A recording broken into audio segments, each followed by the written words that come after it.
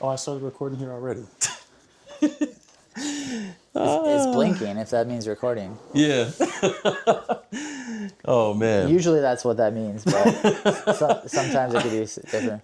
I don't even remember hitting the button, but all right. I'll give a little introduction and then we'll jump right in. I don't know what we're doing, so yeah, let's go. We go with the flow, man. Let's go for it. This is BTS. This will be BTS clips right here. Hey, we out here. Welcome to another episode of Ngorii's Stories. We are here live from Spokane. Spokane, not Spokane. Spokane. Yes. I almost said Michigan. Washington State. We are out here west siding it up with my guy, Tyler. I'm going to let him introduce himself just a little bit here in a moment. But it's good to be out here. I'll start by saying this. Tyler's been out here going on a year. A little over a year. And one of the things I knew I had to do when he moved out here was come out and visit. So we're finally making this happen. And you already know, if we're going to be in this space, we got to record a conversation because the things that Tyler's been up to are the embodiment of what this podcast is, taking a step ahead. So as you're tuning in, I give you the quick rundown. Ngoriiakl, taking a step ahead. That's what it's literally translated as in the Palauan language. And what we're trying to do is take steps ahead physically, mentally, socially, spiritually, practically. And we're trying to bring you stories and experiences that pull into one or many or more or all of these different ways that people are taking a step ahead in their own experience. So without any further ado, Tyler, thank you for making the time. It's a busy day. It's been a long day already. We got a lot more to go, but you'll hear about that in the podcast. So Tyler, thank you for the time. Thank you for the space. Thank you for hosting me to host you for this podcast, man. Thanks for coming all the way out here just to put me on your podcast. It's about time. We used to live down the street from each other, but you didn't want to do it then. I'm saying, man. And I'll tell you, we woke up. It was like 4 o'clock. I was up and ready to go this morning to play some ball. Yes. Tyler tried to get me to get some hoops up early, 5 a.m. For years. I never went once.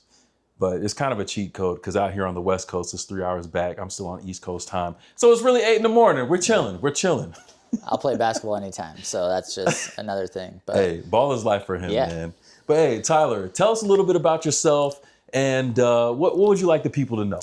Yeah, I'm Tyler Kern. Everybody calls me TK, so I am the chaplain with Shine 1049 Christian radio station. So Shine 1049 is the local Christian radio station here in Spokane. It's Eastern Washington and North Idaho. And so they brought me in to be the chaplain, which everybody's like, what does a radio chaplain do? I'm like, great question. Really, what they see me doing is connecting with people in the community. So I'm more of the face of the radio station, if that makes sense. Mm-hmm. So going out in the community and serving the community and connecting with people in the community is really what that's about, because a chaplain is a spiritual leader.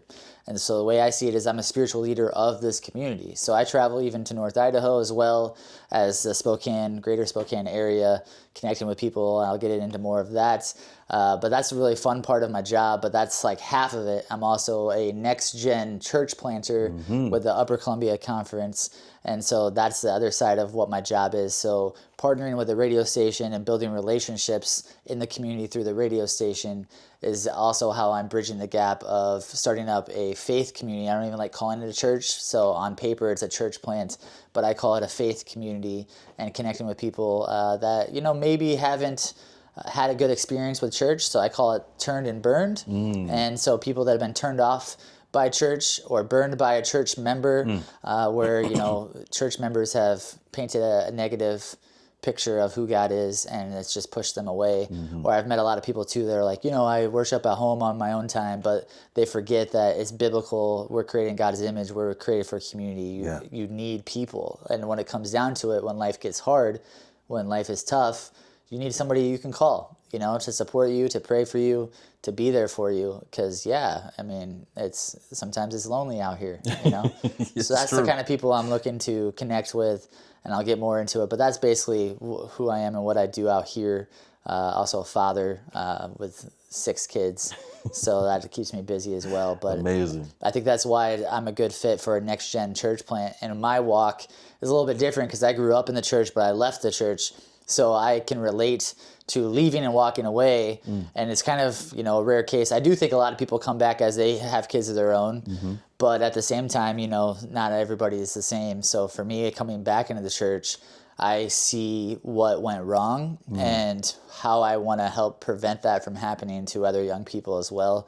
So that's a big part of what I'm trying to do and teach my kids, is that you don't have to just do tradition for tradition's sake, but really it's about relationships. Yes. And serving is really what it's all about. So, yeah. That's what I'm talking about, man. It doesn't get any more practical than that. Yeah. And I think the cool thing about Tyler's experience in his story, you kind of talked a little bit about, I guess for context, we met in the seminary, 2019. Yes. That was kind of like a demarcation line of experiences, you could say, so to speak. But I don't want to tell too much about it because I want you to be able to share Sure. that. But there's a film on this, right? Yeah. And that kind of leads up to that part there, that first part. So talk to us a little bit about that. That's the call to ministry, man, and that's really unique because I have a different story than the traditional seminarian experience. And so I've always wanted to be a filmmaker. I mean, I discovered that at like 3 years old. My mom has a clip of me falling off my trike and getting back up and going 3, 2, action. And like I say that was the first film I ever directed. And I think just early on wanting once I figured out that like movies were just actors and not real people, I thought that was the coolest thing. And so as a kid, I wanted to be a child actor, but my parents never put me in that. They didn't want that for my life, which looking back now, I'm thankful. But in the time, I was really disappointed because I was really outgoing and good at memorizing. I would have been a great child actor, but my life would look so different if that's the route that I had. Yeah. But I always wanted that, and so that was what I pursued as I went to undergrad. And life experiences and things that happened kind of closed that door temporarily. Just a lot of hardships, and it was really God kind of closing the door. And like again, looking back, I can see how He was working, but in the moments, it was really frustrating. And really that culminated with my stepfather being misdiagnosed, which was the beginning of me kind of coming back into the church. I had my first son a year after he died, so that was kind of like the beginning of my questioning, there's more to this life than just that, and like wanting to get back right with God. It's not that I lost my faith in Him, it's just I didn't have a relationship, so that was really where I was at. Struggled with substance abuse. And so like that was, a lot of challenges of self-medicating to numb the pain that I had experienced, the disappointments that I had in my career. But I had a lot of great high, experiences as well. I ended up becoming a videographer in the music industry and sports entertainment. So I ended up running a Jumbotron at an event venue, doing all the concerts and sporting events, and was the boss of all the audio video lighting. So it was a really fun job, but it wasn't filmmaking, So at the same time, I wanted to pursue this passion. At the same time, I was like starting to become sober, or wanting to become sober. And so I wrote a screenplay about my stepfather's life and decided to go all in. My wife's encouragement was just like, this has been your dream, like let's do it. So we gave up our house, gave up our dog, put all our stuff in storage, and moved to Hollywood. And it was actually the meeting that I had, it was like the most important meeting I had was with Devon Franklin. He's a Hollywood producer. And so I was in the parking lot. I just pulled up. I was about to go in, and I felt something inside of me say, don't go in. And it was the Holy Spirit telling me not to go in. And so I got back in my car and I drove home. And basically that whole time in Hollywood, I just started going to churches and sharing my story, because my stepfather's story kind of became mine. And so I realized that I was still living the film that I had wrote. Wow. And so it wasn't ready to be made yet. And that's kind of why I feel like God stopped me from going. And so that just like got me on fire for sharing testimony. And so that gave me opportunities to preach. And so when I came back home and continued my job at the end of 2018, and that concert and sports season, I decided to resign and apply to seminary, thinking that I wouldn't even get accepted because of my past. I had to put on there, all the things that I'd done. I had underage drinking arrests, so I had to put that on there as well. And I didn't even think that they would accept me. So I got accepted really late. And it was the end of July, and school started in August. Yeah. So I moved there, and I didn't even have housing. And with my family size, it was really tough to find a place. So, but we were just both, my wife and I both were just so on fire that like we wanted to just go. So we lived in a tent for like the first 6 weeks before we found a house. And I was working still a little bit with the business that we run. And I was just praying that I wouldn't flunk out, and praise God, I got straight A's that first semester, and it was just like affirmation that I was doing what God was calling me to do. Talking about. But I felt like I was at such a disadvantage because I didn't, I wasn't a Bible scholar. I didn't have that background in the church. I didn't really understand church structure, administratively and whatnot. But what I realized in that journey, because after my first semester, that second semester is when the pandemic started.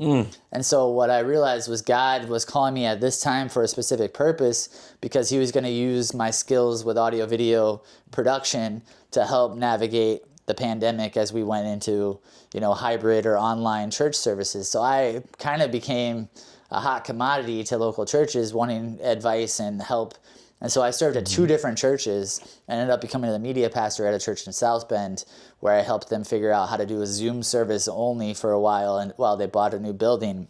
And the lead pastor, after we bought it, wanted me to create a hybrid experience. So I had to install the audio video stuff to really make it interactive. So you could actually see with a projector on the wall the people on Zoom, which we had built up an international audience, and they could participate doing a scripture reading or a prayer or something like that, and you'd hear them through the sound system, see them on the wall, and tied back through to where if you're on Zoom, you hear the praise team and the music and everything, just as like if you were sitting in the last row. So that was like really cool. But that made it really confusing, because when I went to seminary, I felt like I was being called to make this film, and so like it was the next step of my journey. And then, I get close to graduating. I win the inaugural pitch competition for starting up a Christian film company. So I get like $10,000 for that. And like, that's what I'm pursuing. And so I'd interviewed for pastor jobs as well, because I was just like, I don't really know what to do. So I had a bunch of interviews and I declined all of them. And so I just decided to start my own house church and kind of run a film, an entertainment company. And so that was kind of where I was content. And then one day I get a call from one of our former professors, Dr. Kidder, and he calls me up. He's like, Tyler, have you been picked up yet? But, did you get a job as a pastor? And I'm like, Dr. Kidder, I told you I don't want a job. Like, stop calling me about this. Like, I'm not interested. And he's like, yeah, we have somebody here from Upper Columbia Conference, and this is an opportunity I really think you should listen to. So he's here right now from Spokane, and he would love to meet you if you have time to come in today. So I went in just for, why not? And he basically told me that there was a partnership with the CCM radio station, which has actually been voted 3 of the last 4 years the top station across all genres in this region. So it's actually really successful and popular. And they wanted to have this chaplain role with this church plant, Next Gen Church Plant, and he just supported the vision. So instead of having it be a house church, he was giving me, resources, money to help me do it in a non-traditional setting. So I want to purchase or lease a building that is a very non-church looking building, like a coffee shop. Yeah. So that was kind of the idea, was that I would be starting up a coffee shop church. Yeah. So because of that incentive and praying about it, I was like, this sounds like where God's leading right now. Yeah. So that's how I ended up here. Wow. That's a story, man. And I love it, because even I think back to the film, and it was kind of based on this question, right? Yes. What was the question that drove the film? I mean, that's a long story, so I didn't want to get all the way into all of that. But basically, when my stepfather was misdiagnosed, he had colon cancer, and had they diagnosed him correctly, probably would have saved 2 to 5 years on his life. But by the time they realized it, it had spread to his liver. And so they told him he had less than a year to live. So he made a bucket list. He was able to get his pension early. He made a bucket list, and he bought a really nice RV, and him and my mom just went across the country trying to cross off as many things as they could, which was really inspiring to me, because I'm an optimistic person.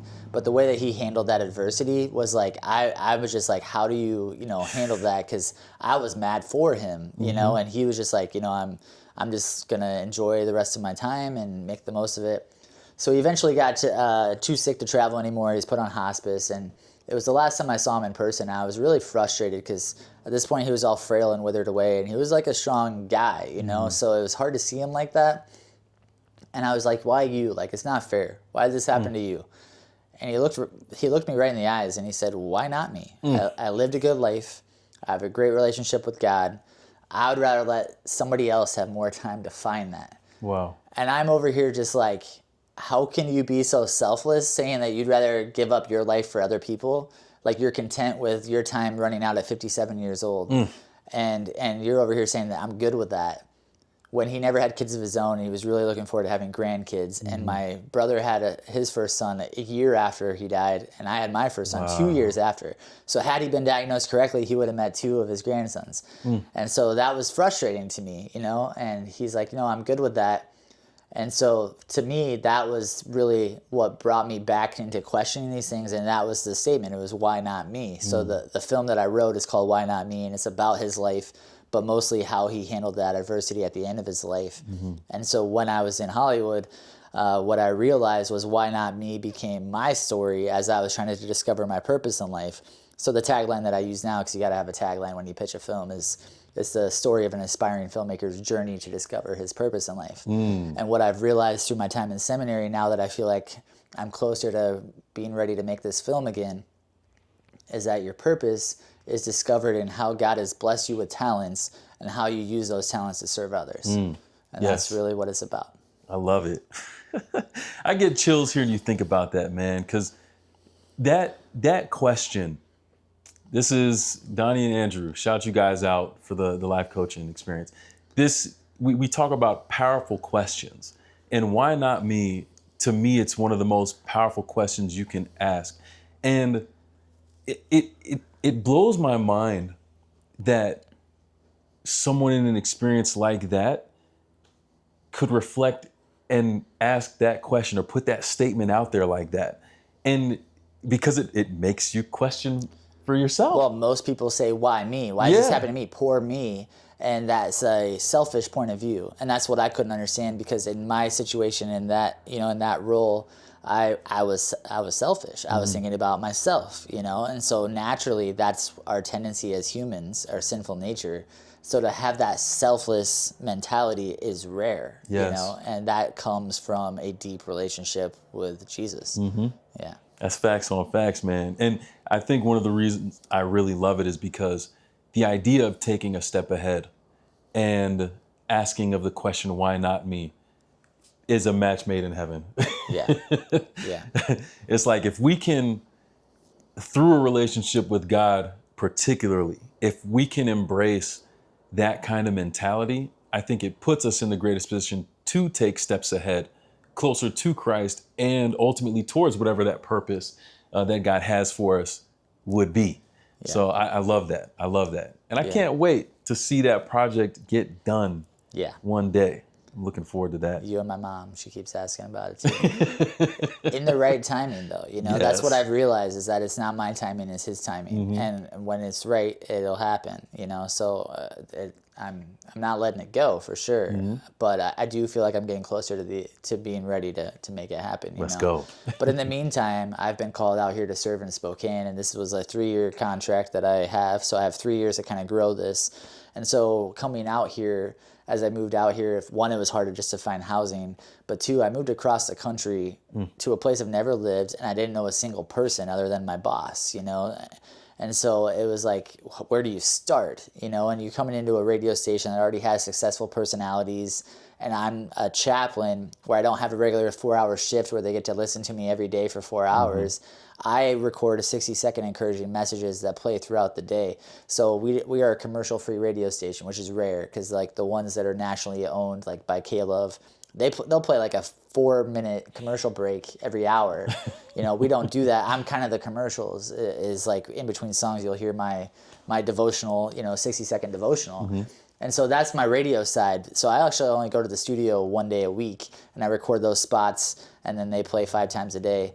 And so that's like really all I do at the radio station. So my first thing that I wanted to do as I came out here was build relationships, because you know, you got to meet people, you got to find the needs that you're going to meet, and you got to connect, you know. So the first big ministry that I did was what I call Simple Acts of Kindness events. So the acronym is SAKE. So I like to say it's doing good for goodness sake. So I was just finding ways to serve. And one of the things that I learned early on, because there's a big homeless issue out here, big drug addiction issue out here as well. So those are 2 major needs. And so what I realized is that there's already a lot of organizations doing great things to serve and meet those needs. What they need is more volunteers. So every month I prepare about 8 to 12 different SAKE activities that I promote on the radio station, and I invite people to come along. Because the second thing that I realized was that people are more likely to volunteer to serve if they have somebody to go along with them. So me inviting them and saying, hey, I'm going to this, come with me, come serve, is really what helped me build relationships. So not only am I blessing people by serving and helping other organizations that are already doing great things, I'm also making connections and encouraging other people, our listeners, to get involved and serve as well. So that was really what the first step was for me to build relationships, was the SAKE activities. And then this year, my focus has been on what I call get-togethers. So instead of a traditional church service, which is on the weekends, whether you worship on Saturday or Sunday, I started get-togethers on Friday night. So it's a way to get together for connection in a non-traditional worship setting. And so it's focused on live music, where we have worship music, as well as a safe space conversation on relevant topics. Because one of the things I learned in seminary was pastors are trained to not talk about highly politicized or highly controversial topics because it ruffles feathers and can cause church splits. Yeah. And so it's better to just play it safe and not ever talk about those things from the pulpit, because somebody listening will get upset and that'll cause a problem. I'm not okay with that. For me, I want to talk about those things, because as a young person who left the church, where else do you go to get the answers to your questions? They're coming from somewhere. When you're looking for those things, they're just going to go on YouTube and watch a bunch of videos, and who knows what kind of understanding they'll come to at that point. So if pastors and spiritual leaders aren't willing to have the hard conversations and model the vulnerability, because that's the other thing that I realized too, is like a lot of pulpits that I got to preach in, it was like, wait, you can't talk about that you were addicted to substances. You can't talk about that, you had a pornography issue. You can't talk about those things because, kids look up to you. So they're going to think that now I can do it too because, the pastor did it. But really, it's like, no, learn from my mistakes instead of me just pretending like it never happened. And then they have that shame when it does happen to them, that they're different and they're just a lost sinner that will never be saved, So I want to flip the script on that. And so that's what the get-togethers are about. And again, that's for people. We've been having them at local coffee shops. So we've had 4 now, and tonight we're having our first one outside at a park. Yes. And so this it's expanding. And so it's really, again, for the people that have been turned and burned or may not want to go to a traditional church, or will feel like they're being judged when they go to church. And sometimes people they're not even actually judged, but because of the way they look or the way they dress, they feel like they're being judged. Whether it's tattoos or piercings, or it's just, not having a lot of money, because everybody else wears suits and nice clothes. And it's like, it makes people feel like they're not welcome when it feels like an exclusive country club. Yeah. Yeah. That's some deep stuff, man. Dude, you said so many things there I want to go back into. First, the honesty piece when it comes to spirituality. If you look at Jesus and the way that he interacted with people, this is something, man, I think there's reasons why we resonate so well. Yeah, absolutely. There are reasons. And, for me growing up too, I would have said the exact same thing. My thing was, we keep talking about this stuff, but I don't see it practically. That's why practically is part of the name of this right here, because that's the thing for me. It's like, if the spirituality is not practical, and if it can't be lived out, then it is useless. Yeah. So you can't put the importance and this supposed value on something to that it's worth giving up everything for if it's not practical. It has to be both. Otherwise, it's absolutely meaningless. But it's like, the other thing too is, I'm hearing you talk about these simple acts of kindness events for kindness sake. And you mentioned feeling selfish before in the wake of what happened with your father.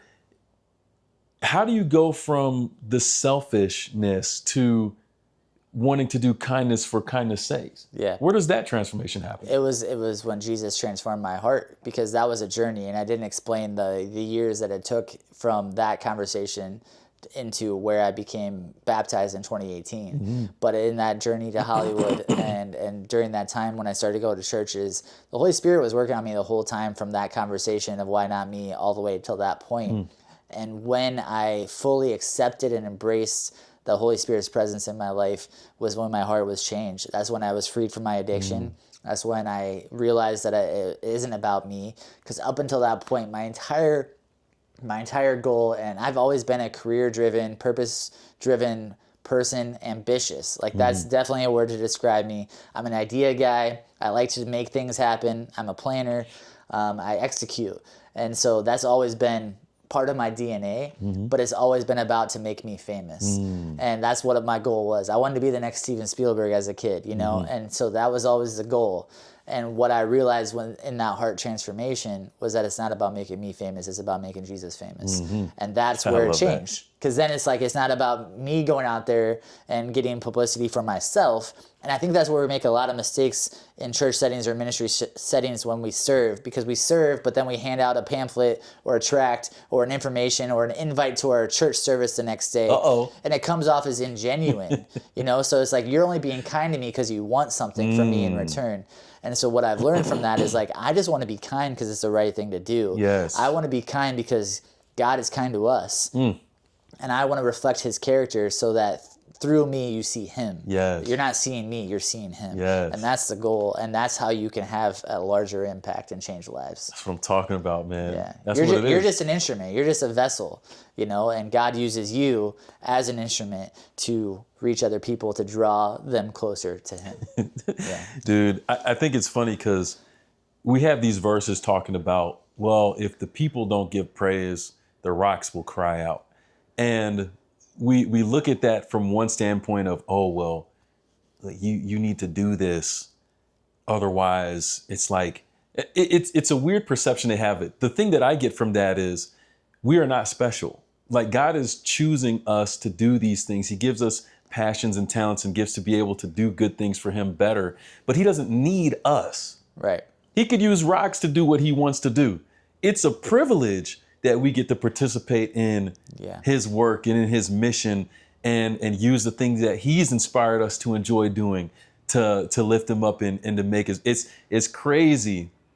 And I mean, you could go back to the whole great controversy and all that, like the gifts that we have to think that it makes us special when it came from God. We should be using those to reflect. 100% agree with that. But it makes you feel good too. So it's not even that you're just doing that for God's work as well. He's still working on you too. Yeah. And so like I get a lot of joy, and I have so many stories that I could tell you just from this year that I've been here.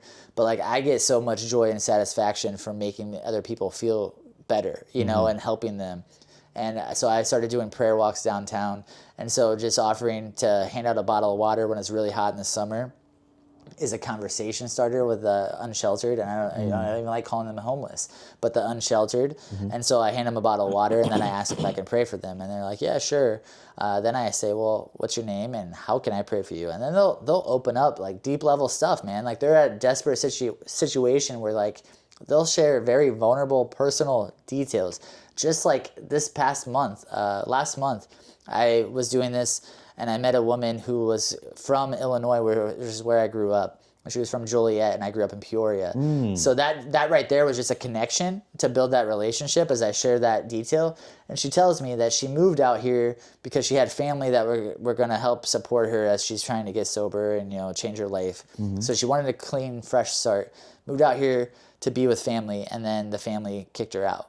Clearly, she probably had struggles and wasn't supported. So now she's on the streets, and she'd only been on the streets for like a month. And I mean, we prayed together, and after I prayed for her, she literally was in tears, and I'm starting to get teary-eyed, and she's telling me that she had been asking God to show her something that very day that he was with her.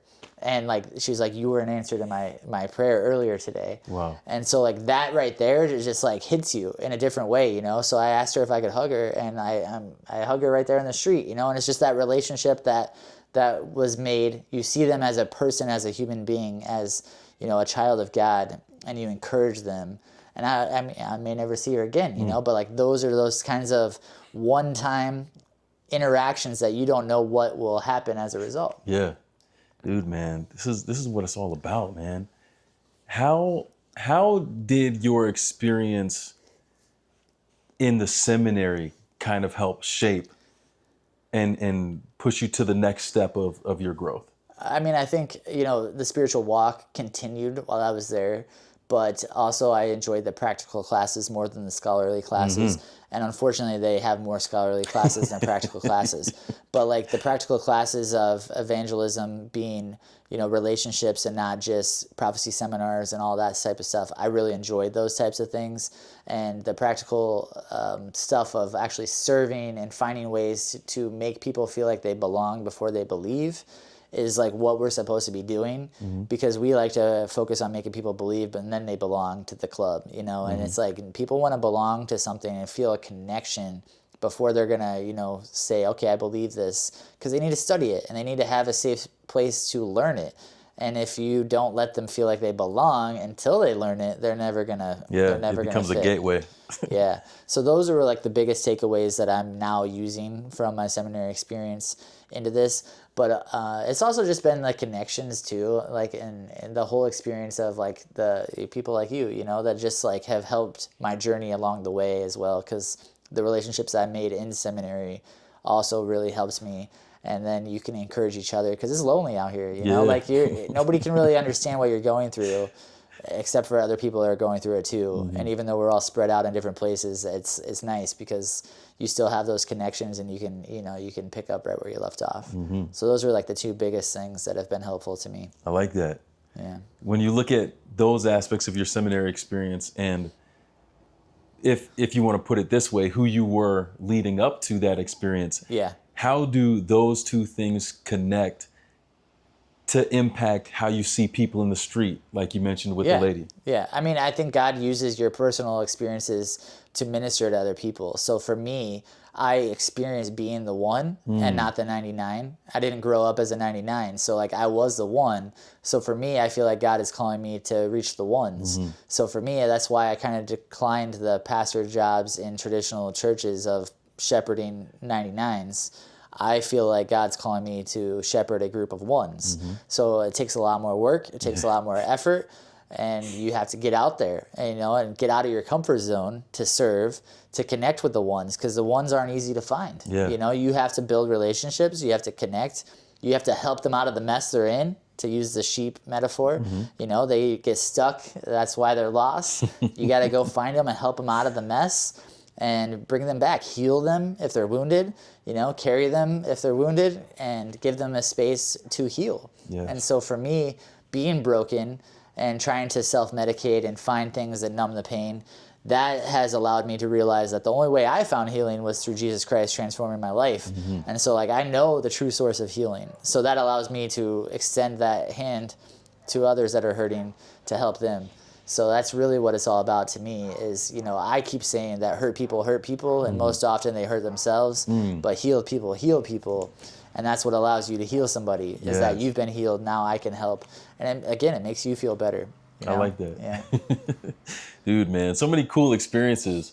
I'm in the memory banks now, just thinking of that time. It was so random. We're sitting in these circles outside on the lawn, and you have all the grad students from all the different departments that were out there. And we just ended up sitting next to each other eating lunch or something, right? Yeah. Well, I didn't know a single person coming to seminary because I didn't go to undergrad theology or anything like that. I was new to the church. There was nobody that I knew. So that's tough, But going back to what we talked about at the introduction, like basketball is my outlet. It's how I've always made friends. And I'm a hooper, it's just a priority in my life. It's my healthy outlet now because you still have to have those, Yes. So as I was self-medicating in unhealthy ways, basketball's always been that healthy outlet for me to, release some of the stress that I'm experiencing and whatnot. So really, as I grabbed lunch, we were at orientation the same day.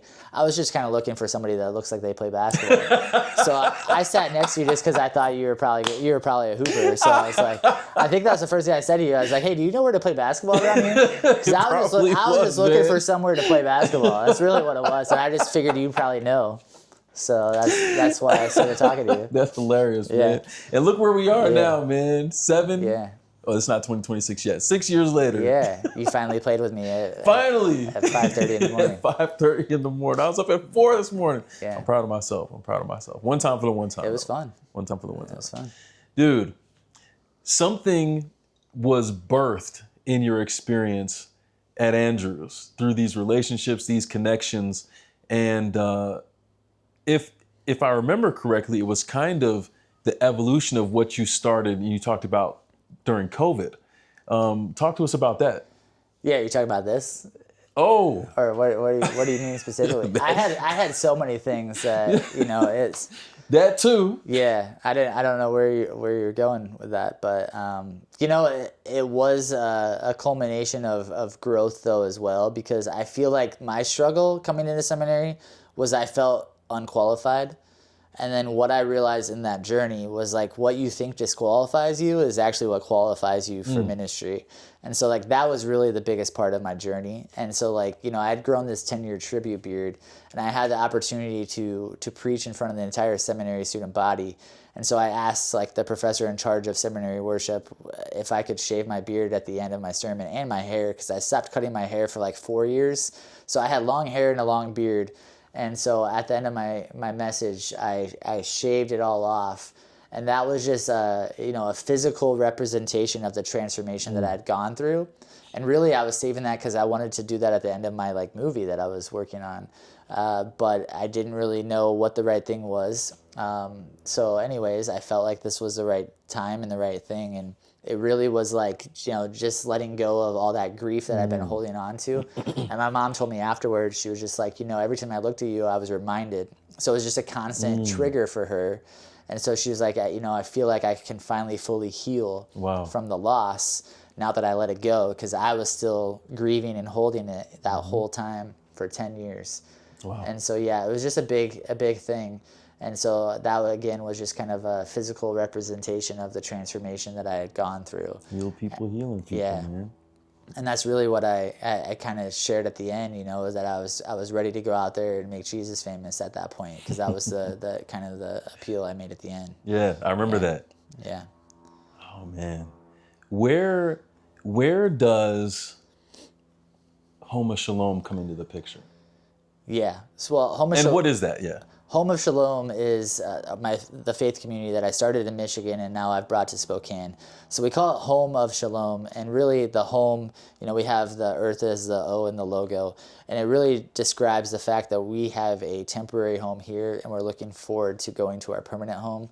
And I think that as believers, followers of Christ, I don't even like using the word Christians, but like as the church biblically, not a denomination, but the people is what church is. We have to figure out how to live in harmony now in our temporary home if we want to live in harmony in heaven and in our permanent home. Because what is heaven going to look like? Well, we have the Catholics doing full mass over here. We'll have, the Latino worshiping in Spanish. We'll have, the ones that want to worship contemporary style with drums, but then the ones singing full hymns, traditional. Like, is that how it's going to look? Like, we have to be able to be in harmony now if we want to be able to worship together with our Creator in heaven. Mm-hmm. So that's kind of where home comes from. And it also is like our shared humanity. Like, we're all different, and that's what makes life interesting, and I love that. But embracing our individuality, but also celebrating our shared humanity is really what home is all about. And then the other side of that, too, is that most churches treat most people in churches treat it like it's a hotel, where I come to be served, and 10% of people do the serving in the church, and 90% of the people come to be served. Mm-hmm. And if something goes wrong, and they don't like the service that they're receiving, they check out and they go somewhere else. Yeah. And so for me, I think church should be more like a home, where you're a family and everybody pitches in to serve together. It's not 10% of people doing the serving. Ask my wife, if she's doing 10%, she's the only one doing all the chores in our home, then she's not going to be happy, And you saw it as my kids, like, his meal's over, they know what to do, they know. Because everybody pitches in a home, yes. So it's serving together collaboratively, not having this, like, hierarchy scale of these people are in leadership and they're higher up than everybody else, or the pastor's on a pedestal that he has this direct line to God, but everybody else has to talk to him to get there. Like, that's not right, So it's more like our equality of we're all the same. And so that's what home is. And then shalom is the Hebrew word for peace. Mm-hmm. So a lot of people think that this is like a Jewish thing or a messianic. And we did put the crown of thorns in the O of Shalom for a reason, to make a point that we believe in Jesus. Jesus is my homie. And so, yeah, that's really what it's about. It's home of Shalom. So it's a place of peace. And I like the translation harmony better than peace, because I think that, and it's the same translation. It's peace, harmony, wholeness, completeness. That's what Shalom means. And so it's about living in harmony. So that's what it's all about, is people are hurting, man. You see it all around. So like everybody's looking for peace, you know? And so this is the place to find it, you know? And so really like our mission statement is that all things are connected, and Home of Shalom will help you discover how. And that's, you know, what it's all about. So that's what Home of Shalom is. And so we just call each other homies, man. And I don't even like the titles. So it's like, you know, I don't even like being pastor. It's just like I'm a homie, just like you. You know? Agreed. Yeah. And in Michigan, it was really cool being a part of this. What did it look like in action in Michigan there? You know, we started it with just our close circle of who you're doing life with. And I think that's really what church is supposed to be, is the people you do life with, that, you know, carry your burdens, that you support each other, that, you know, lift each other up in the triumphs, but also there for you in the struggles. You got to have the people to call at 3 a.m. when you need help, you know. And so it was really like my inner circle kind of starting something that we all were ready to do something different and in different seasons. But for me personally, you know, we all had our own like church hurt experiences as well. And so me personally, having young kids, like 5 kids, you know, young kids at the time when we started this in Michigan, going to church and getting there by 9 or 10 a.m. was nothing but relax. Like there was no way that was easy. No matter what happened, either getting up that early, trying to get everybody fed, trying to get into the van and try to get there dressed and on time. Even if everybody was in a good mood, it's like it's impossible, and somebody would get upset, and it's just like it feels anything but restful, like the way that Sabbath is supposed to be. And so we wanted to do something different to where Sabbath could be enjoyable instead of rushing to have a quick breakfast where you're not eating enough, and then by the time you get out, in the church we were serving at, where I was the media pastor, I mean, we'd be there till well past 2 p.m., sometimes later, 4 p.m., you know? So, like, you're hungry, you're hangry. Like, the whole day just was, like, a disaster, it felt like. So we, like, wanted to do something different to where, like, we wanted to make Sabbath enjoyable. So we wanted to bring in the Sabbath with a worship service, with a Friday night, you know, sundown worship, and then Sabbath morning actually relaxing. So the unwritten rule we have in our house is that on Sabbath morning, everybody sleeps in till the last person wakes up. So if you wake up early, you're just quiet, you know, spend some time alone with God, whatever. It's just quiet till the last person wakes up.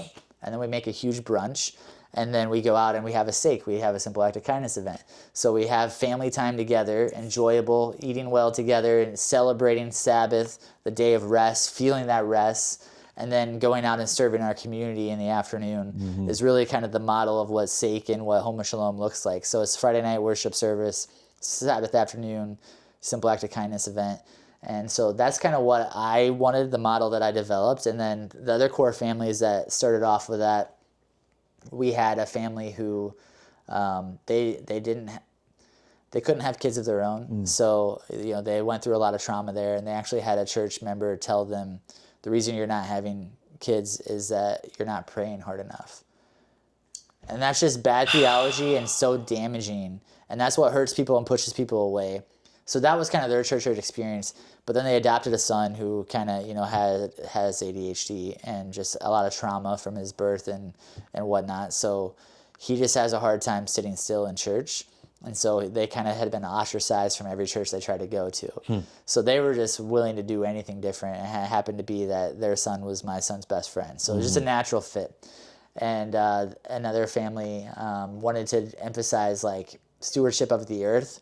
Because when churches talk about stewardship, it's mostly your money, you know, and being responsible with your resources and your financial resources. All about the Benjamins. When we rarely ever talk about stewardship being in conserving and preserving the earth for future generations. And so that was one of the big things. So that's kind of the Simple Acts of Kindness, doing nature cleanups, park cleanups, stuff like that was a big part of where that came out of. And then another one, he was a seminarian with us as well, and went through a divorce while he was in seminary, and his conference dropped him as a result. And so he had his own church hurt experience where that led him into a researching of his spiritual journey and connecting with God after falling pretty far away during that. And so brought him in as well because he just wasn't wanting to go to a traditional church anymore. And I was trying to help him see that, he still needed community and it could look different. So that's kind of like the core groups that started it, as well as a few other people that were, part of, like I said, my inner circle. And so we just started having it at my house. So Friday night, it looked like this. We'd have dinner. We'd have people over for food and fellowship and hanging out. And I turned my basement into a studio. And so we had a hybrid service where we'd have people over, about 15 to 20 people in person, guest musician each week with different styles. Sometimes it was hymns, sometimes, acoustic guitar, all different diversity of music. And then we'd have a relevant conversation on all kinds of topics, and that was really it. Prayer at the end, and then more conversation afterwards. So it was really just connecting, and the people online had that same experience that I had when I was a media pastor, where I built this hybrid experience. So we were picking up people on Zoom that were from all over the place as well, that were, again, kind of relationships that I'd built. I had the opportunity to do an evangelistic series and ministry training in Boston. So I met people there that started joining this as well. And yeah, just all across the eastern United States. Yeah. The concept of Homa Shalom, if you're listening or watching this now and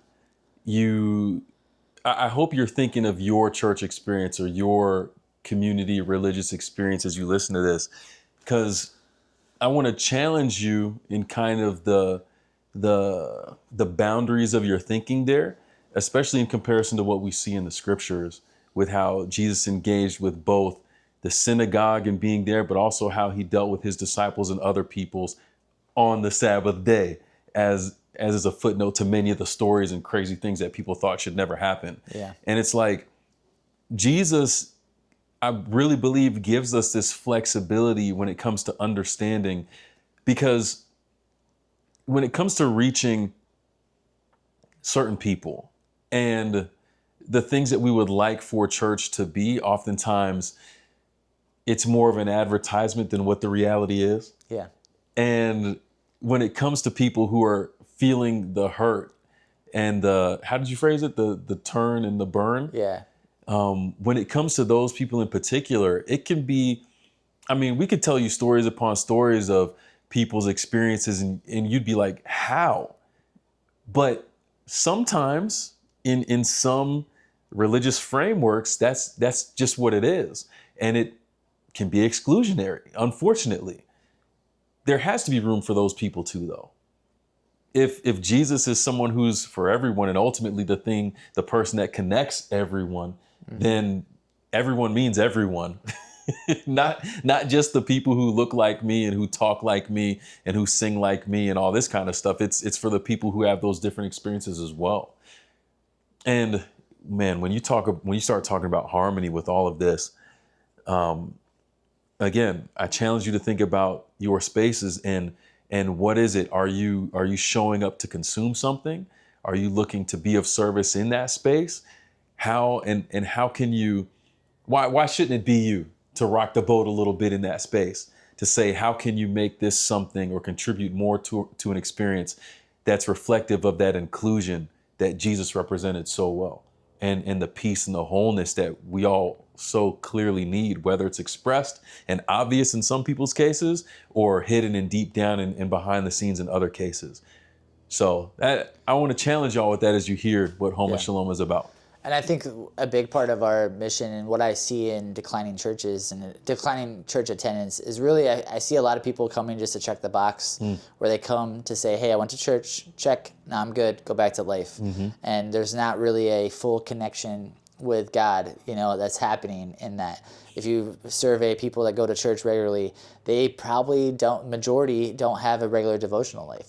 Like they don't have a regular relationship. They're coming just because they want to check the box that I'm a Christian, I believe in God, okay, I'm good, now I can go back to living life.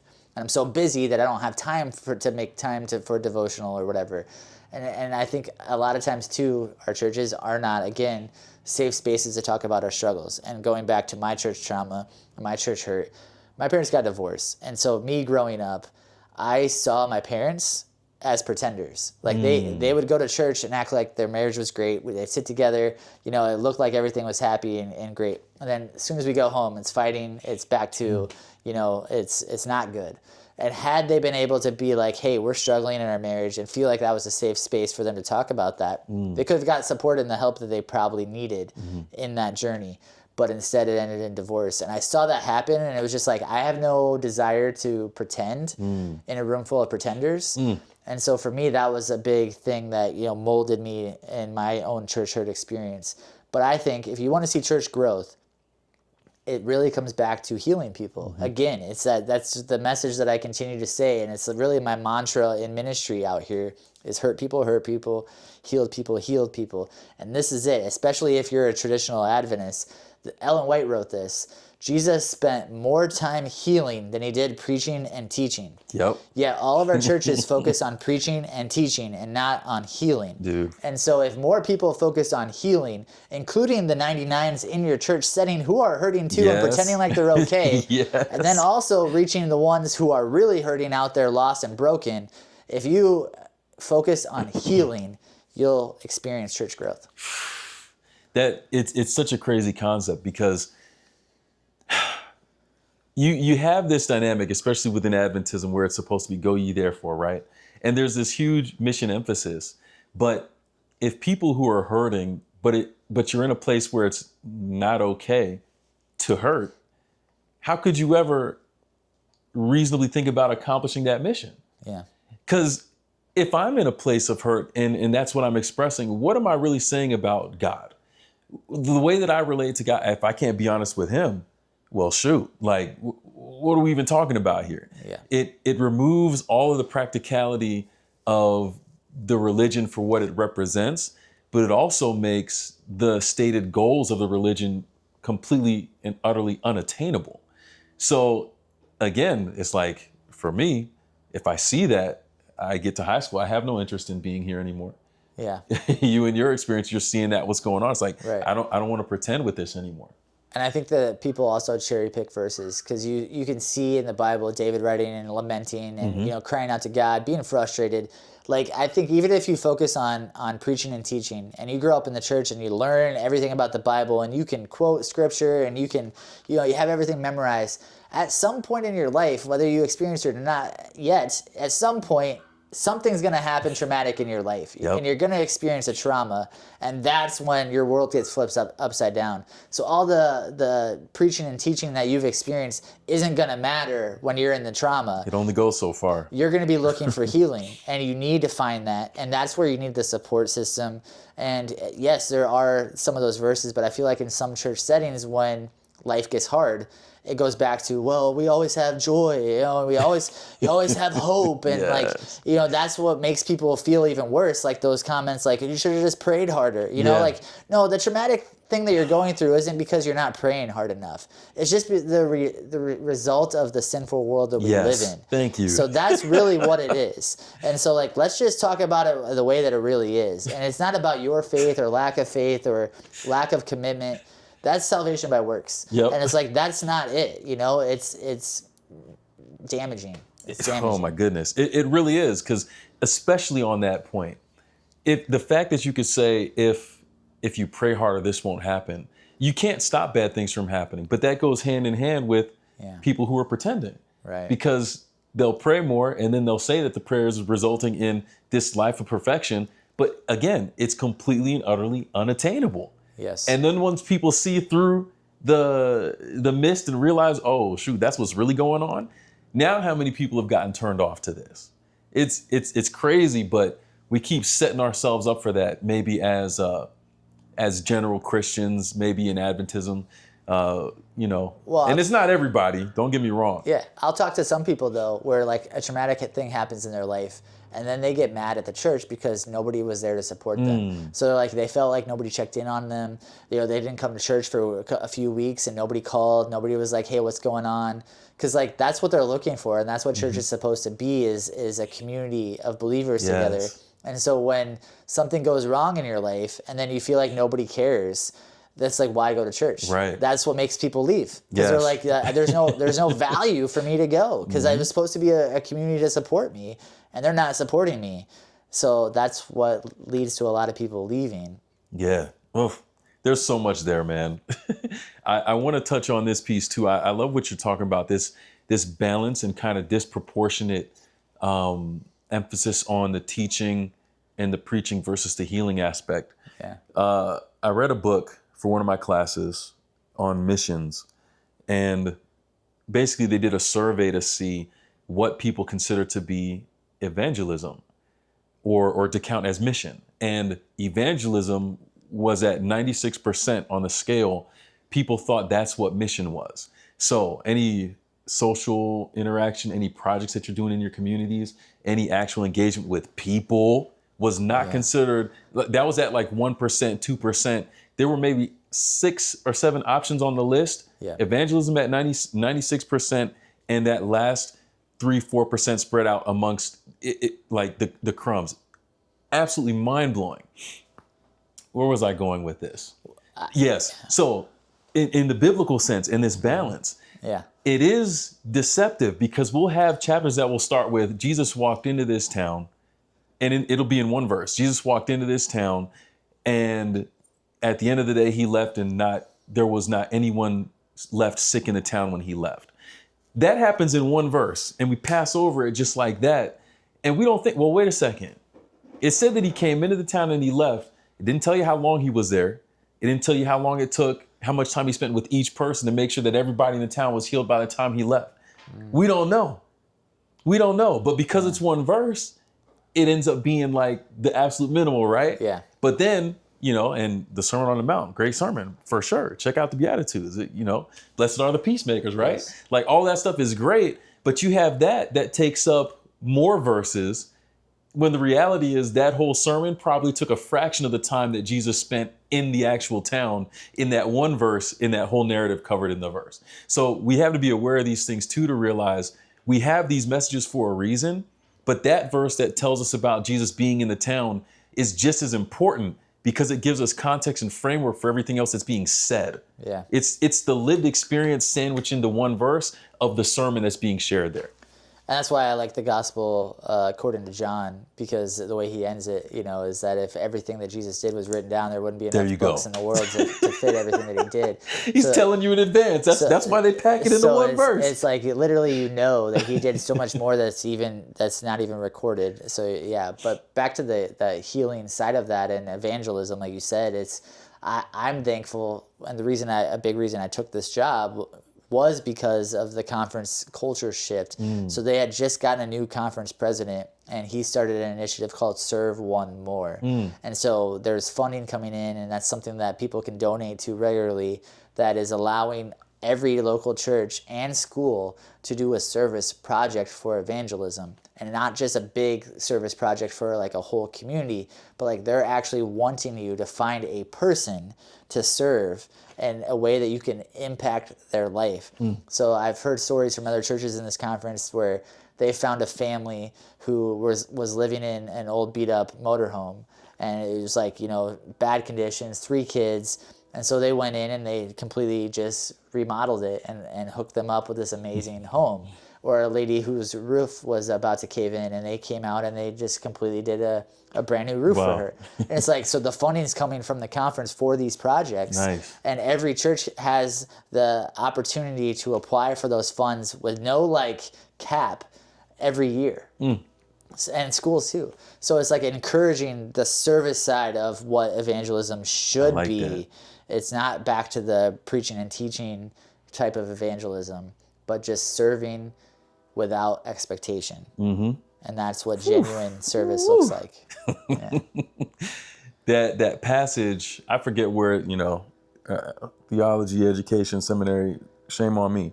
But it's the passage where Jesus is talking about the I never knew you, all of that. Yeah. And I'm pretty sure he doesn't give credit to the people who said something to him. Yeah. It's all about, when I was naked, you gave me clothes. When I was hungry, you gave me something to eat. Yeah. It's the very practical expression of all the stuff that we say. They have to go together. They have to go together. And if it's just about 96% evangelism, then there's a big gap. And I think we see that in the world today, where there's this expression of a religion or a Christianity or a theology, but then the practical aspect, we haven't even touched on politics yet, all right? But it's like, it's very clear that this gap is widening, and what it ultimately ends up doing is turning people off to the possibility that this could be something that's worth it, because what is said doesn't match what is done. Yeah.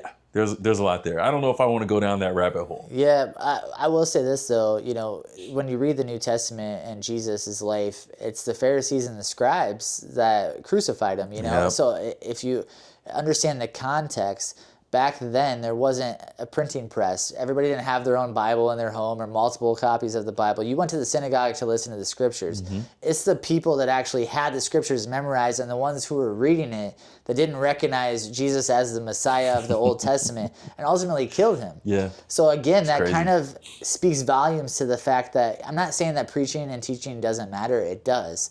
But what I'm saying is that even preaching and teaching doesn't mean you can know everything about the Bible, you can listen to it, you can be the one preaching, and it doesn't mean that you're going to actually know Jesus when you see him and you meet him, And so really that's not what the focus should be about when we talk about evangelism, because you can miss the boat entirely, even with all the teaching and preaching, if you just look at that example. There's something fundamental to literally connecting with somebody that makes all of that make sense. And without it, the gap, it's immeasurable. Like, yeah, you can't not connect with people.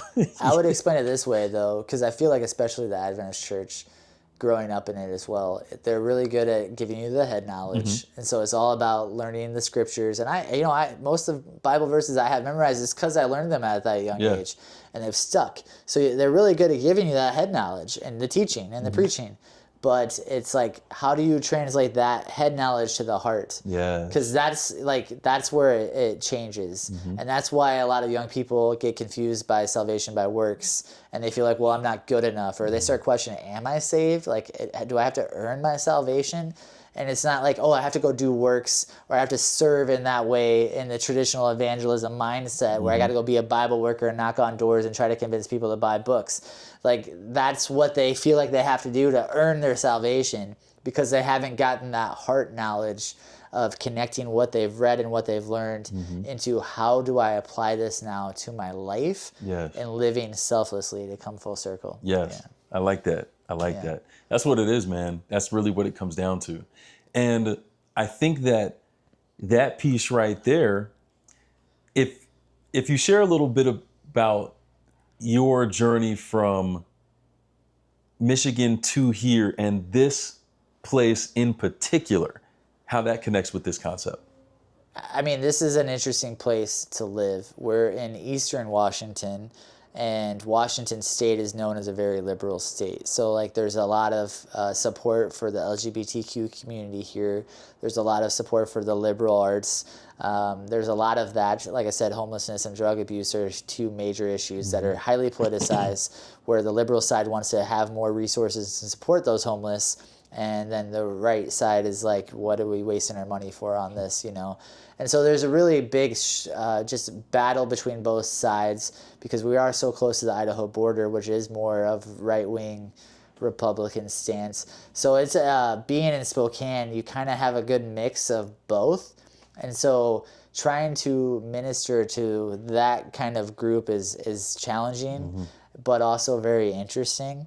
And so again, I think my mentality coming here with Home of Shalom again was like, to come as you are, you're accepted as you are, whether that's strongly right-winged or very liberal or a part of the LGBTQ community. Like, anybody can come as you are, feel accepted and welcomed into this faith community. And it's not my job to convict you or tell you what you're doing wrong or what your sin is or what the problem is with the way you're living your life. That's not my place. My place is to love you as you are and to accept you into the community and to support you. And on that journey with God in your own way, the Holy Spirit will convict you on what you need to change in your lifestyle, and not me calling you out and saying you can't come in here anymore, you can't serve, you can't be a part of this unless you do this, this, and this. And so that's where I also want to have a safe space to have open dialogue, you know, and especially on some of those hot topics or just gray topics is what I talk about, because not everything is a full black and white answer. But allowing us, again, harmony, to come together in the same room, and we can share my opinion and you can share your opinion, and we can both agree to disagree to some extent, but we can also, in a civil way, in a healthy dialogue context, with me as a mediator, we can, both share our sides and why we think this way, so we can kind of also learn from each other and grow, and understand each other better. And that's what harmony looks like. It doesn't mean that we have to all agree and do the same thing in the same room. It just means that we can be in the same room. Yes. Yeah. I think especially when it comes to like the spirituality piece, that's a helpful mentality, because you have so many different layers of discrimination, so to speak, whether it's church within church and then church versus outside of church. And those are the kinds of things. Are we trying to bring people together for the sake of God, or are we trying to separate? And I know that some of the language makes it kind of interesting when it comes to those discussions. Yeah. But it's like if the commission is to go ye therefore, to go out to bring people in, to look for the ones, then it can't be about, well, the one is out there, so I'm going to exclude him. Yeah.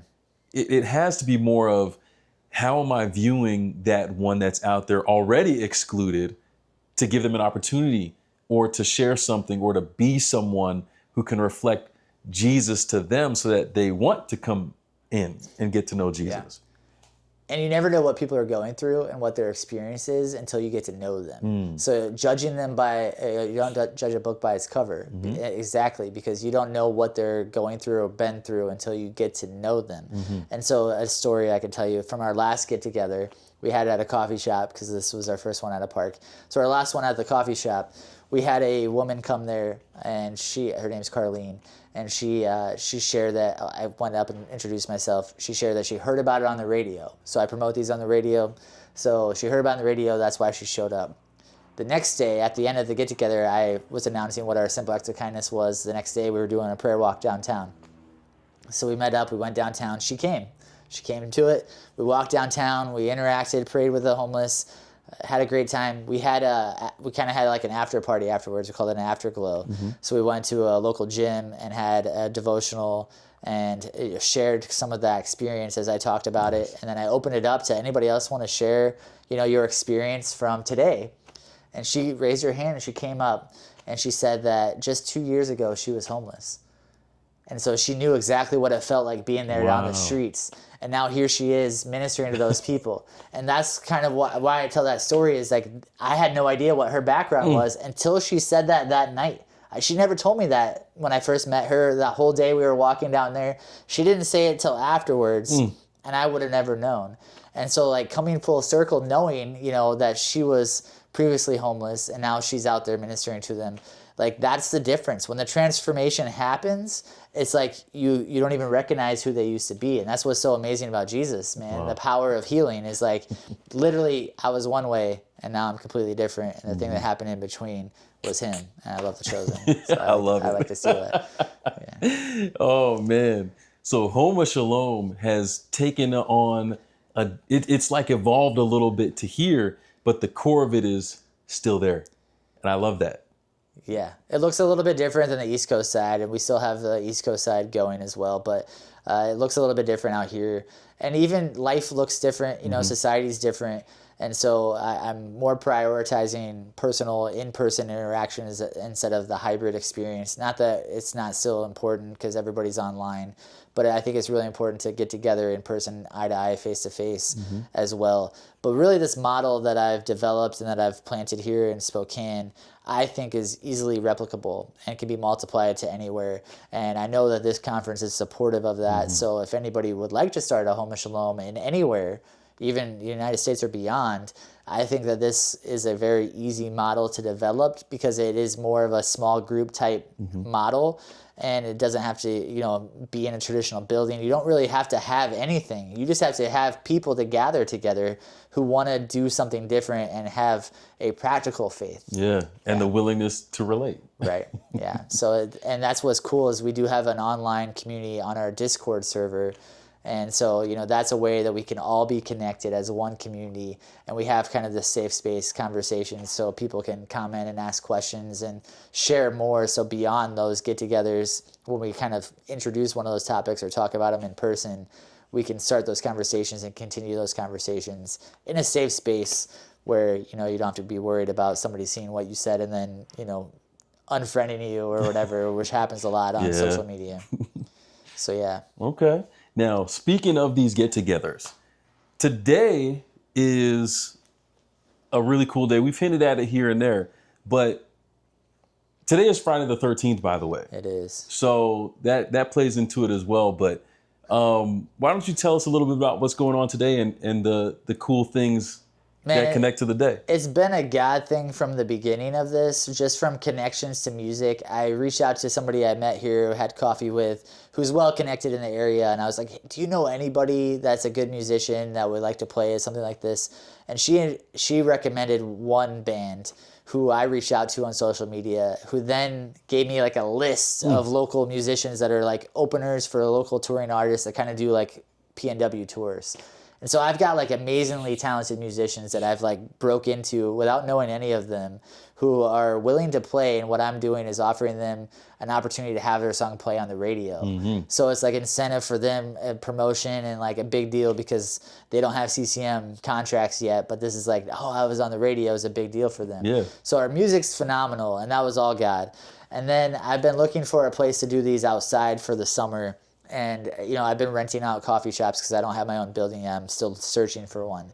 But I've been hopping around different coffee shops around the city. And so I was going to do the same thing with parks, where I was going to hop around different parks so as in different neighborhoods and more people could kind of come and experience it. But as I was looking into that, there was a lot of fees for renting out a park, especially for an event from 100 to 1,000 people, which is what I got my permit for. It was going to be minimum $500, and it was $100 just for an application, and that would be per event, and I'm doing 4. And so that was, that's a lot of money. And so because I've been volunteering and picking up parks, regularly picking up trash at parks, which is another big problem here because the homeless leave a lot of trash. And so I do that all the time. So I built this rapport with the Parks Department, and I had a meeting with them, and they were like, why don't you talk to your neighborhood council and see if they'd be willing to partner with this event. And if they partner with it, each neighborhood council, each neighborhood has the opportunity to have one event or one series of events in their park for free. So I'd already been going to my neighborhood council just for more ways to get involved and have connections. So I was already a part of that and well connected to them. So I pitched this idea to them, and the leadership were like, yeah, sure, you can present this at the next meeting. And so I know the neighborhood council, and we have some atheists that are a part of that neighborhood as well, that, everybody that attends those meetings has a vote.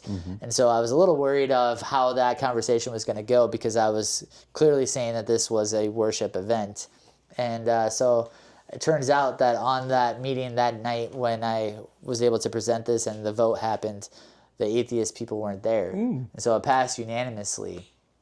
And so that's really cool because I got it approved to have it at my local neighborhood park, which is just down the street from where I live, which makes it easier for me too. But it also now is, a completely free event for the entire summer.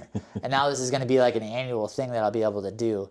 And I would like to build momentum to where this could be a weekly thing instead of just once a month. And so as I have more people on the team that are involved, we can plan this and do this regularly, and that will be even bigger and better.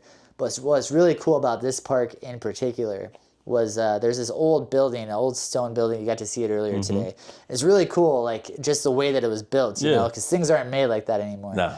And the guy that bought that land and built that building had discovered that there was a spring, a mineral spring on that land. So he built that building as a spa, as a place of healing. And so that's really what that park was all about. People went there for healing. And then he sold it to a filmmaker, which obviously my background, that's interesting to me. So it turns out there was actually a film made at this park in like the 1920s during the silent film era. So there was a film studio for like about a decade or so. And then he kind of lost his money or whatever. I don't know what happened exactly, but he sold it to the city, who then turned it into a park. And it was a nice park for a long time, but in the last like 20, 30 years, this neighborhood is more of a, I don't want to say lower income, but working family income. So there's a lot of families and there's a lot of diversity in this neighborhood. And so it just has now kind of been run down, and the city isn't investing in keeping it nice. So when I first moved here, I noticed that the old tennis court had cracks all in it, and there was just a bunch of graffiti with hate speech and a lot of profanity and just a lot of bad things. And kids would go up there and, you know, drink bottles and smash them. So there's broken glass everywhere. And so we did a graffiti abatement where we covered all that stuff up, which was really nice and rewarding. And we've done a lot of trash pickups and stuff there, and just trying to bring more positive activity into this park. But if you Google it, it's called Minnehaha Park. And the first thing that comes up when you Google Minnehaha Park is one in Minnesota, because it's a bigger one. With the same name. But if you type in Minnehaha Spokane and you look on Wikipedia, it'll actually say that this park is known as haunted. And so like they say that this old stone building is now abandoned and like haunted, where there's ghosts and all this stuff. And you know, there's like this nice beautiful mountain landscape and there's all the evergreens, and so there's like supposedly this haunted area. So a lot of people are like creeped out about going to this park. I've never felt unsafe. I've never had any issues bringing my kids up there and stuff. But people are like known to be afraid of coming to this park. And so that was like awesome that God opened the door for this as well, because I feel like, you know, we're going to shift the culture of what is known as a haunted park, having our first worship that just happened to be on Friday the 13th. Like that was just a coincidence, man. Like that was just what are the chances? And so the first worship at this park tonight on Friday the 13th at this haunted park that we're now bringing the Holy Spirit's presence into and changing the culture as we're bringing people in to worship God in this place. That's what God does, man. He flips the scripts back to what you think unqualifies you is exactly what qualifies you. How about that? For ministry. Yeah. A new kind of healing. It works for locations too. That's true. What you think is unqualified about this park is actually what qualifies it for a great place to worship. Amazing. Yeah. Oh man, we could go on, and like this conversation has really been a snippet of the conversations we've had, the wider conversations over the last few days. But one thing I want to make sure I do before we wrap up this podcast for today is Home Shalom and Shine 104.9, different things that Tyler's involved in right now with the ministries and the connections there in the community.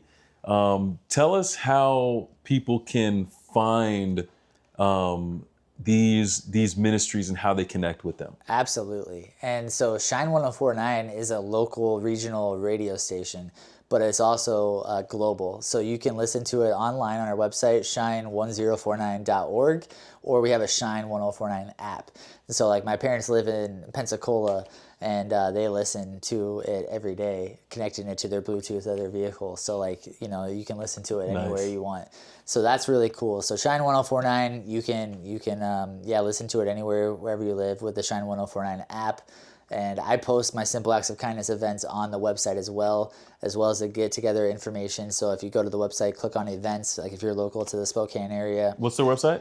Shine1049.org. Okay. Yeah. So you can go there, click on events, and see all the details for all that stuff that I'm doing. I'm gonna link it in the description as well. And then Home of Shalom is homeofshalom.org, again, .org. And so that's our website. It has all the information on there. You can click to follow us on social media. You can click our Discord and join our safe space community for online discussion. you can reach out via email. We have swag available as well. So if you want a Jesus is my homie Get the shirt, merch. Get the merch. We will ship that to you as well. So we can send that wherever you live. I have a shipment going out to Canada later this week. Let's go. And so, that's really what we're all about. So I would suggest following us on social media, connecting with us on Discord. And if you're interested in serving in some way, just reach out to me. There's a contact form on our website, and that'll go directly to me. And just let me know you're interested in serving or you're interested in starting one up in your community. And we can talk about next steps and how I can support you in that with resources and advice and just what that would look like. So I would love to see this thing multiply and spread, because I really feel like, again, I don't even like calling it church, but I really feel like this is the church of the future. It's getting back to the basics of Acts 2 and the early church being the people gathering together daily, like not just one day a week, and gathering together, doing life together, breaking bread together. So it's back to the basics, but it's also like looking at the future of, like, I feel like the small group model and like connecting with people is really important. So I feel like this is also where it's trending and what needs to happen. Yeah. It sounds like to me it's taking a step ahead. Yes, absolutely. So to make sure I got it right, we have Shine 104.9 website. Yes. We have Homa Shalom website. Yes. We have Homa Shalom Instagram. Yeah. We have Homa Shalom Discord. Yes. We have many different ways that you can tune in and catch up with what's going on. Get your merch, y'all. Get your merch. Jesus is my homie. We were in the store today getting some soap for the event tonight, and somebody looked at my shirt and he was like, hey man, that's exactly what we need. We need more people to believe that. Jesus is my homie. How about for you too? That's what I'm talking about. But Tyler, I'm gonna give you the last word here. What's something that you want to leave with the people, leave with the listeners as we wrap this thing up? I think really it just comes down to, you're never too small, you're never too young, you're never too old, you're never too big to be used by God. And it's really what it's all about, is like everybody has a purpose. And for me, I was always looking for that big purpose in my life. I was looking at the big picture. And really what it comes down to is each and every day has little purposes too. So what I try to do and what I wake up every day is like, show me what the purpose is for today. Give me a divine appointment, open a door, give me an opportunity for a conversation and a purpose today to make a difference in somebody's life is really what I'm all about now. And so again, just leaving you with my mantra for ministry is that hurt people hurt people. Most often they hurt themselves, but healed people heal people. So go out there and heal yourself and then go heal others. Amen to that, man. How can you be a blessing to others? And why shouldn't it be you that is a blessing to somebody else? Tyler, thank you once again for taking the time. I know we still have a lot to do today to prep for tonight, but definitely appreciate it. I'm going to be watching this one back and chopping it up and just reliving the good times and so much more. We're going to have to sit down at some point for another pod to see how things continue to step ahead. Yeah. But man, this is only the beginning. Big things coming here in Spokane. God's moving, man. And yeah, I can't wait for you to come back again and see where we're at. It's going to happen, man. Yo, until next time, like, subscribe, and share. Check it out on the YouTube. Make sure to hit the bell for the notifications so you don't miss another podcast episode as it comes on out. You can find us on Instagram as well. You know what the deal is. Ngorii Stories, Ngoriiakl CJ. You know where we're at. And we'll see you in the next one, man. Take a step ahead. Till next time. Shalom. Peace. We out here. We out. So subscribe, like,